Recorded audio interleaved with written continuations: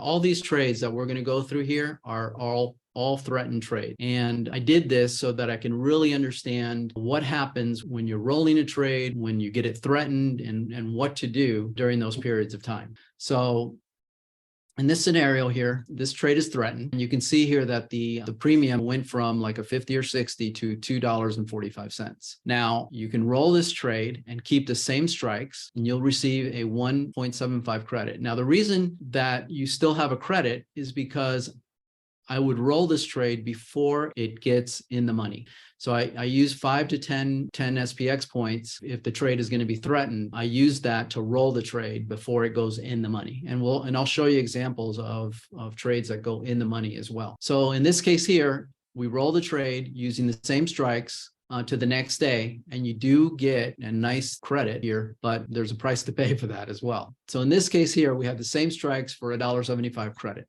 Okay, now we're going to go with the bear spread. Same kind of example here, but this time instead of $1.75 or $2.75, what it was, there's $1.15 credit for the call side. And that's the reason, you know, on the call side, it's just, you just get less of a credit. In this case here, we go back to the bull spread, you roll down and to the next day. And this time we push the trade down. Okay. In this case, we pushed it down 25 cents. So instead of 35.75, it went to 35.50, and you still got a credit on this position. So it works. It works pretty well. And that way you could roll the trade and still get a credit on it. Okay. Now we go to a bear spread. So in this case, we roll the trade up, okay, on this side. And we get a 30-cent credit on this. So again, you know, it's much less credit than you would have on the put side. So here you rolled up 15 points for a 30-cent credit.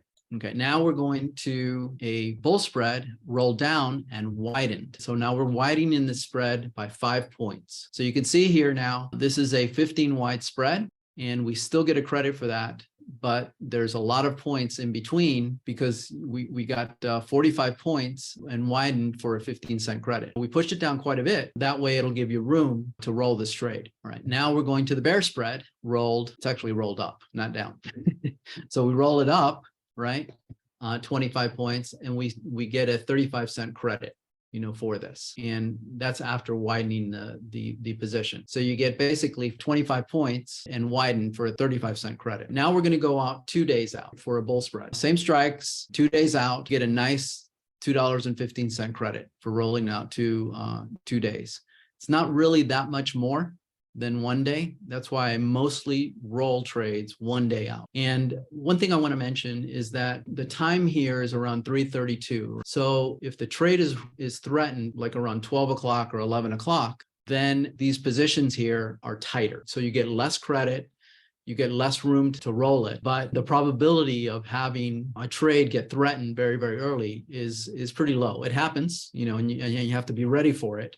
But it is pretty low. And at that time, you kind of think, okay, should I close out this trade or should I roll it? And some of the times I just close it because it's very early and just move on. Okay, and that's really the best thing to do. But the probability is that you're going to get threatened, you know, further in the day, and that's where it's a lot easier to manage these trades. So now we're rolling out 2 days instead of one, gives you a 40-cent credit, a 40-cent higher credit than you had.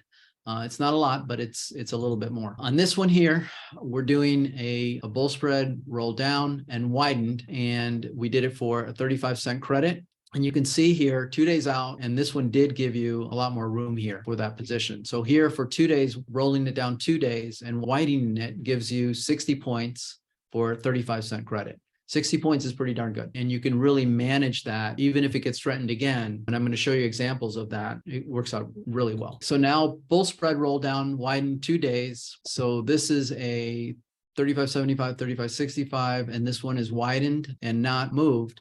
You still get a 15-cent credit. And this one rolling down 2 days, widening by 5 points gives you 100 SPX points. So this one gives you a lot of room on this position. This is why I decided to not take losses on my put spreads, and I roll them, and it works really, really well. So here's a bull spread, same strikes next day. Now this one is in the money. And so you can see here that we went from $2.75 to like $6. And this can happen very, very quickly. And so you don't want to hesitate when you're rolling this trade. Don't let it go in the money. Then it gets really, really hard. So in this case here, you couldn't even get a credit because the position is threatened and it's in the money. And here, in order to just to even roll it, it'll cost you 90 cents. And in a fast market, it could happen. What I do is I'll widen the spread immediately and then roll it if it's in a very fast market. Okay, so here rolling an in-the-money credit spread will almost always end up costing you to get out of it. Okay, here again, to roll it down 40 points, it costs $3.30 debit. I mean, that's really, really expensive to roll this.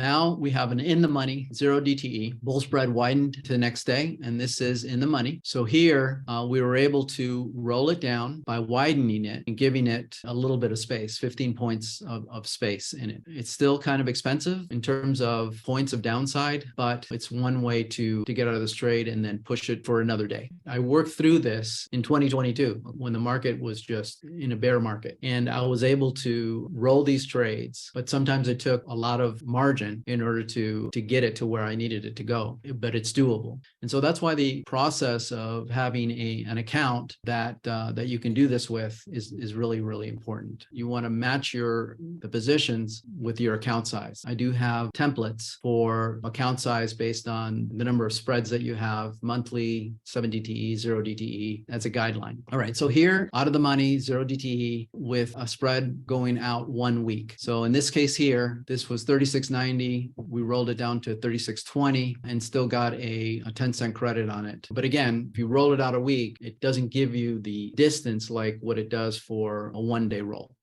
And the reason for that is because at the end of the day, there's a lot less premium or a lot more decay that happens until the next day. The next day, there's a lot more premium to use, and that's why it works really well. Right. So in this case, you're rolling out a week and you can provide additional distance to allow it to convert into an iron condor. And so I do that a lot. I'll roll a trade and then I'll put a bear spread on it as well. And that way you're funding basically the roll. Okay, here is a out of the money 0 DTE, rolled down and widened 1 week. Okay, here you get the 15-cent credit. So rolling it, widening it can also work for additional distance.